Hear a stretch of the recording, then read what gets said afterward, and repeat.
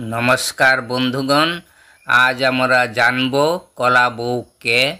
अनेके बोलेन जे कला बউ हच्छे गणेशेर बউ, आबार अनेके बोलेन कला गाछ हच्छे गणेशेर स्त्री।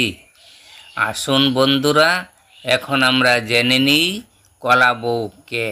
दुर्गा प्रतिमार संगे थाका गणेशेर मूर्तिर डान पाशे लाल पार सादा शाड़ी परानो एकटी कला गाछके कला बউ बला हय। साधारण भावे आमरा एई गाछटिके गणेशेर स्त्री हिसाबे मने करी, तबे एई गाछ आदौ गणेशेर स्त्री बा बউ नन।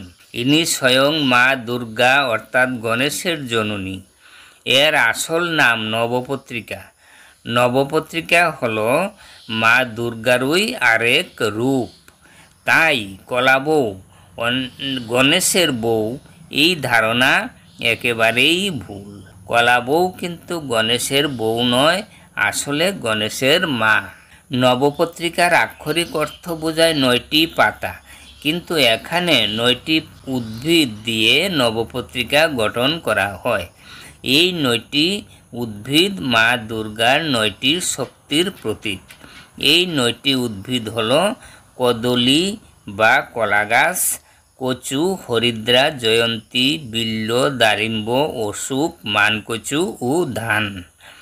একটি সপত্র কলা গাছের সাথে অপর ৮টি সপত্র উদ্ভিদ একত্র করে দুটি বেলের সাথে সাদা অপরাজিতার লতা দিয়ে বেঁধে লাল পার সাদা শাড়ি পরিয়ে ঘুমটা দিয়ে বধূর আকার দেওয়া হয়। তারপর তাকে সিঁদুর দিয়ে দুর্গা দেবীর ডান পাশে রাখা হয়। আসুন বন্ধুরা, এবার আমরা জানব ৯টি উদ্ভিদের অধিষ্ঠাত্রী দেবীর নাম।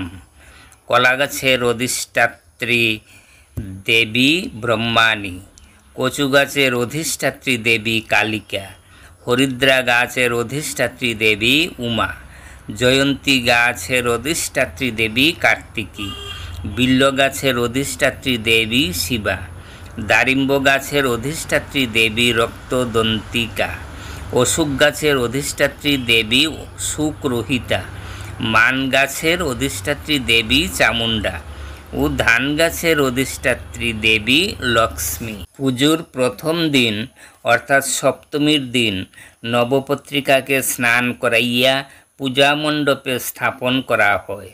সপ্তমী হইতে নবমী পর্যন্ত নবপত্রিকার প্রতিমাস্ত দেবদেবীর সঙ্গেই পূজিত হতে থাকেন এবং দশমীর দিন বিসর্জন করা হয়। আজকের ভিডিওটি এখানেই শেষ করলাম। বন্ধুরা, ভিডিওটি যদি আপনাদের ভালো লাগে তবে অবশ্যই সাবস্ক্রাইব করবেন। জয় মা দুর্গা।